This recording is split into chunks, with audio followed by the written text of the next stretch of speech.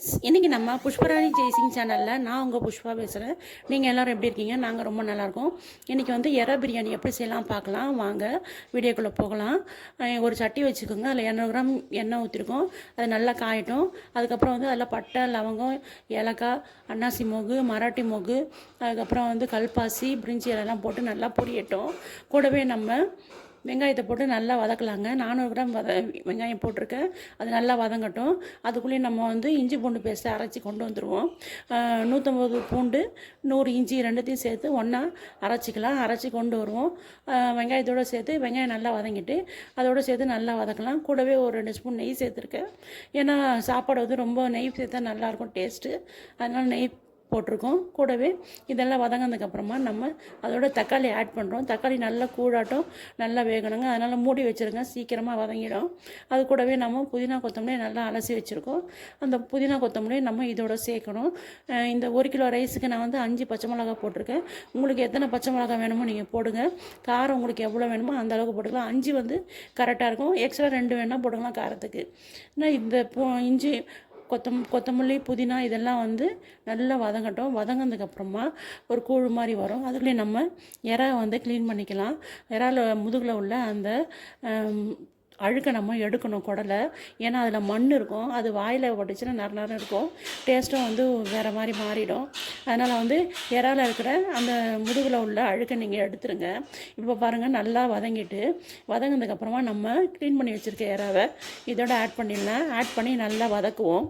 வதங்கினதுக்கப்புறமா அது கூட கொஞ்சம் தயிர் சேர்க்கலாம். தயிர் சேர்த்திங்கன்னா இறா வந்து எப்போவுமே வந்து சாஃப்டாகவே இருக்கும், ஹார்ட் ஆகாது.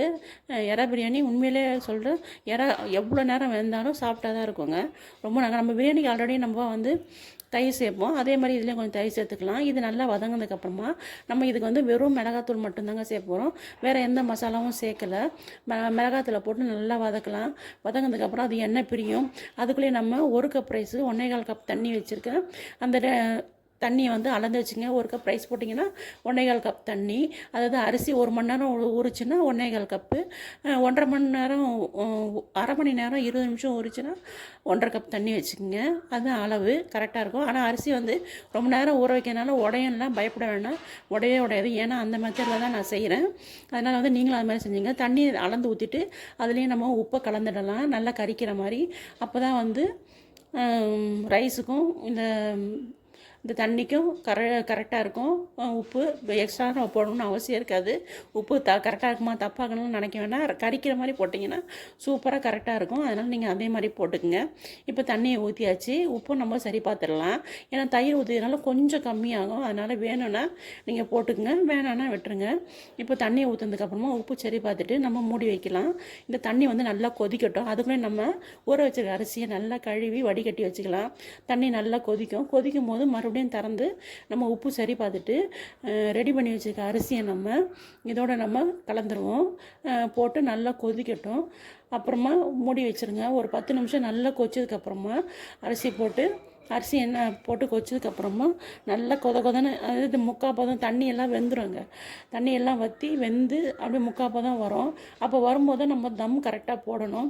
அதுக்குள்ளேயே நம்ம இது மேலே வந்து கொஞ்சம் கொத்தமல்லி, கொஞ்சம் புதினா, ஒரு 2 ஸ்பூன் நெய் விட்டுட்டு இதை வேறு ஒரு ஸ்டவ்வுக்கு சிம்மில் வச்சு மாற்றிட்டு இந்த ஸ்டவ்வுக்கு அடியில் வந்து நம்ம ஒரு தோசைக்கல்லை வைப்போம். தோசைக்கல்லை வச்சு நம்ம ஒரு 10 நிமிஷம் சூடு ஏற்றினதுக்கப்புறமா தான் இந்த தம் பண்ணோம். நம்ம தோசைக்கல் நல்லா சூடாகணும். அது வரைக்கும் கொஞ்சம் வைப்போம். நம்ம வச்சதுக்கப்புறமா மறுபடியும் அந்த டபராவை தூக்கி இது மேலே நம்ம வைக்கணும். இந்த டபரா மேலே வெயிட்டுக்காக வந்து நம்ம தண்ணி ஏதாச்சும் ஒரு பாத்திரத்தில் தண்ணி பிடிச்சும் வைக்கலாம். அப்படி இல்லைன்னா நீங்கள் வந்து இஞ்சி பூண்டு நசுக்கிற அந்த கல் கூட தூக்கி அது மேலே வச்சிடலாம்.